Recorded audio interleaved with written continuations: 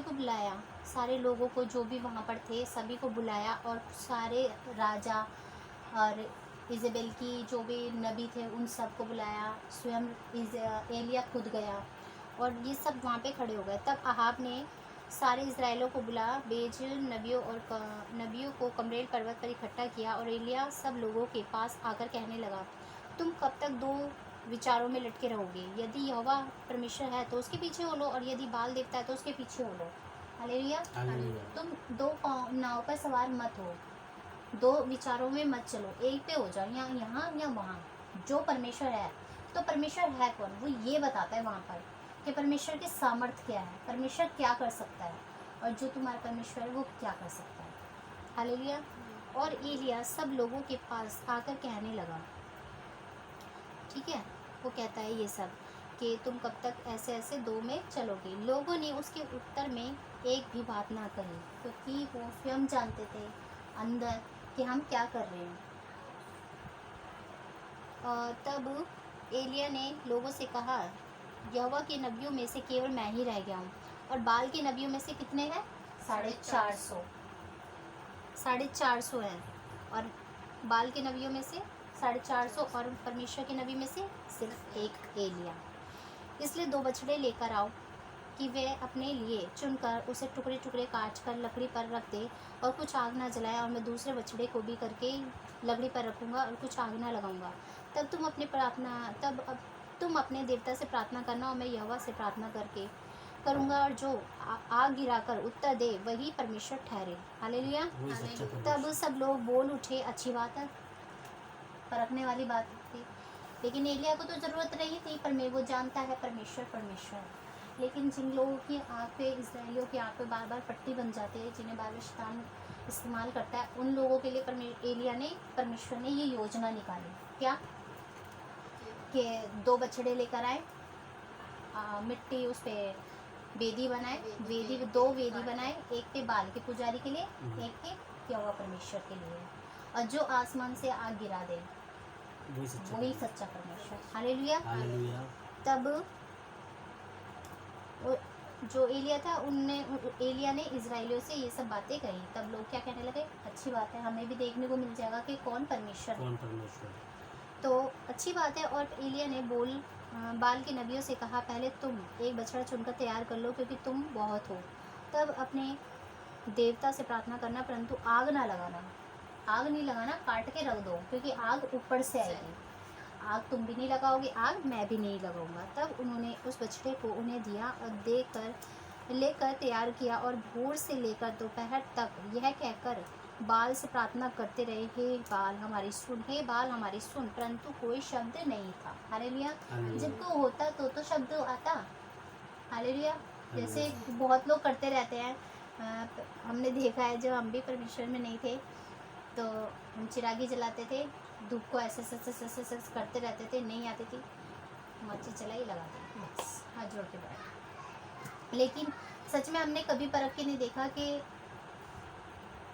जिसको हम मान रहे हैं, धूप जला रहे हैं, अगरबत्ती जला रहे हैं, वो क्या बिना माचिस से नहीं आ सकता? बिना आग के आए। हालेलुया। जब माचिस में आग जलेगी तो वो तो फ्रिज में भी लग जाएगी, अलमारी में भी लग जाएगी, पूरे घर में आग लग जाएगी, तो वो कंडी में क्यों नहीं लगेगी? कंडी में भी लगेगी ऑब्वियसली। हमने कभी इस बात पे गौर नहीं किया, लेकिन प्रभु का धन्यवाद कि उसने हमें सद्बुद्धि दी। तो वो कितने समय तक? सुबह से लेकर भोर से लेकर यह कहकर दोपहर तक यही प्रार्थना करते रहे। 1 से 2 समय तक यही प्रार्थना करते रहे कि प्रभु, हे बाल हमारी सुन, हे बाल हमारी सुन, परंतु कोई शब्द नहीं था, उत्तर देने वाला कोई नहीं था। तब वे अपनी बनाई हुई वेदी पर उछलने कूदने लगे। हालेलुया। कूदने लगे उस पर, आ देवता आ। तो दोपहर को एलिया ने यह कहकर उनका ठट्ठा किया कि ऊंचे शब्द से पुकारो, वह देवता है, वह तो ध्यान लगाए होगा। हालेलुया। हम जानते हैं ध्यान कौन लगाता है। हालेलुया। हो सकता है जब तुम जानते हो कि तुम्हारा परमेश्वर ध्यान लगा कर बैठता है, तो हो सकता है वो ध्यान लगा कर बैठा हो। उठाओ, तभी तो नहीं उठ रहा। अगर वो उठता, तुम्हारी सुन लेता, तो वो आता। वो उठ नहीं रहा, हो सकता है ध्यान लगाया हो, वह तो देवता है। कहीं हो सकता है कि कहीं यात्रा में हो, हालेलुया। हालेलुया। कहीं यात्रा में हो या हो सकता है वो सोता हो, उसे जगाना चाहिए। हम जानते हैं कि सोता कौन रहता है। हालेलुया। हालेलुया। तो एलिया ने वहाँ इन सब चीज़ों का जिक्र किया कि बाल कौन है असलियत में। हालेलुया। हालेलुया। उस समय का बाल और इस समय का बाल कौन है। बाल देखता कि वो क्या कर रहा होगा, ध्यान में होगा। ध्यान में कौन रहता है हमें पता है। और उन्होंने बड़े शब्द से पुकार पुकार के अपनी रीति के अनुसार छुरियाँ बर्छियाँ जो अपने अपने साथ लाए थे, सबसे अपने आप को क्या करा, घायल कर दिया। कि प्रभु मार रहे हैं, कोड़े मार रहे हैं, जैसे हंटर मार रहे हैं, प्रभु मार, प्रभु हमें तू इस वेदी पे अपनी छाप दिखला। अपने आप को लहूलुहान कर लिया उन लोगों ने। वे दोपहर भर ही क्या वरन भेंट चढ़ाने के समय तक नबूवत करते रहे, परंतु कोई शब्द सुन ना पड़ता था और ना किसी ने कोई उत्तर ना कान में लगाया। मतलब कोई उत्तर उनके कान में नहीं आया, कोई एक मक्खी भी उड़ के नहीं आई ऊपर से। हालेलुया। तब एलिया ने सब लोगों से कहा, मेरे निकट आओ। अब तुम्हारा समय ओके हो गया, तुमने बुला लिया, अब मेरा करो। अब तब एलिया ने लोगों से कहा, अब मेरे निकट आओ। और सब लोग उसके निकट आए। तब उसने यहोवा की वेदी जो गिराई थी, मतलब वेदी परमेश्वर की यहोवा की वेदी गिराई गई थी, गिरा दी थी। तब उसने क्या करा, उसकी मरम्मत की। जो वहाँ पर वेदी थी परमेश्वर के लिए सबसे पहले तो इजराइलियों जो उस पर भेंट चढ़ाते थे वो गिरा दी गई थी परमेश्वर की, तो उसने सबसे पहले उसकी मरम्मत की। फिर एलिया ने याकूब के पुत्रों की गिनती के अनुसार उसके जिसके पास यहोवा का ये वचन आया था, तेरा नाम इज़राइल होगा, 12 पत्थर छाटे। इज़राइल, ठीक है। याकूब का नाम क्या है, इज़राइल। उसके क्या थे, 12। तो उसके नाम से 12 पत्थर भी बोले कि 12 पत्थर रखना।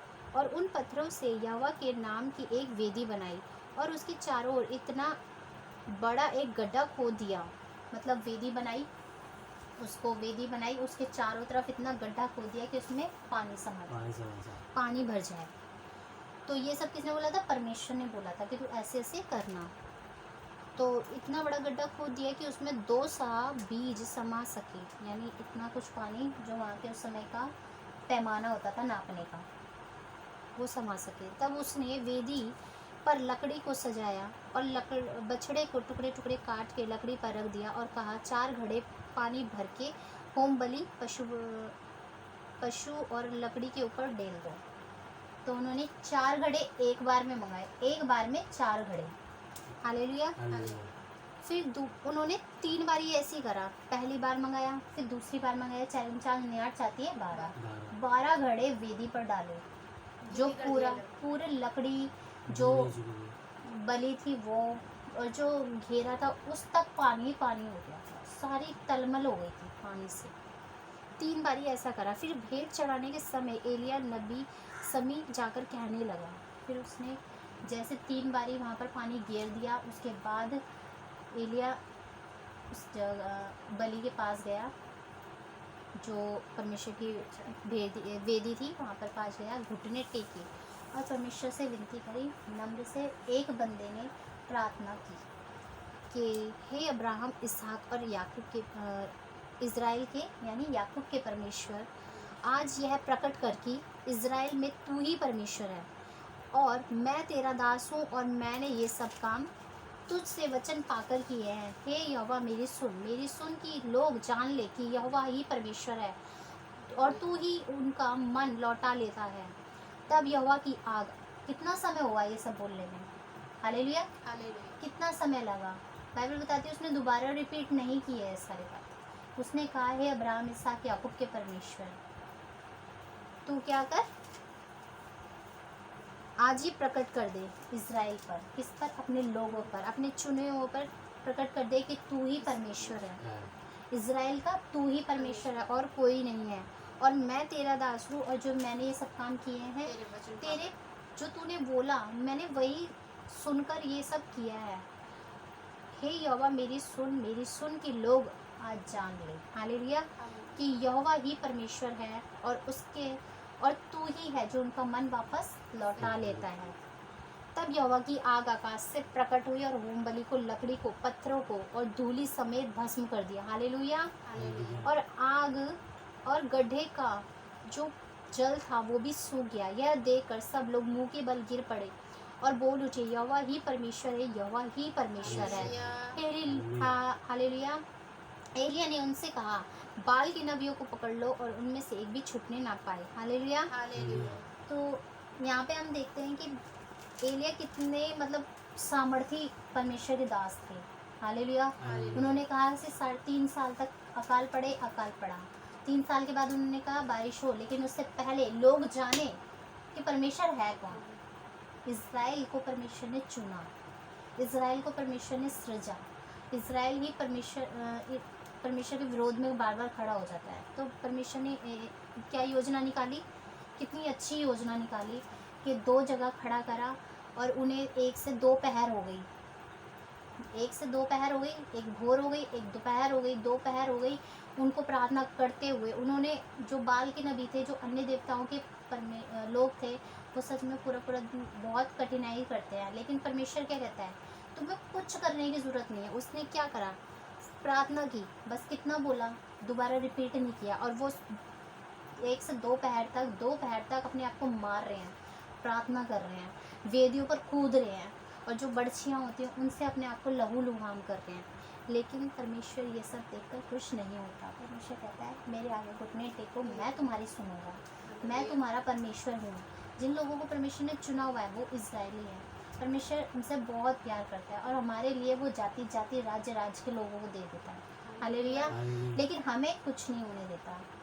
हम जानते हैं कि आज समय कैसा चल रहा है, और 22 मार्च को ये सब स्टार्ट हुआ था, उससे पहले ही हुआ था हमारे देश में। पूरी तरह से 22 मार्च तक सबके सामने आ चुका था रिजल्ट। लेकिन आज 22 मार्च निकल चुकी है, 1 साल से ऊपर हो चुका है, लेकिन परमेश्वर के लोगों को परमेश्वर ने कुछ नहीं होने दिया। हालेलुया। कुछ नहीं होने दिया, अब तक बचा के रखा।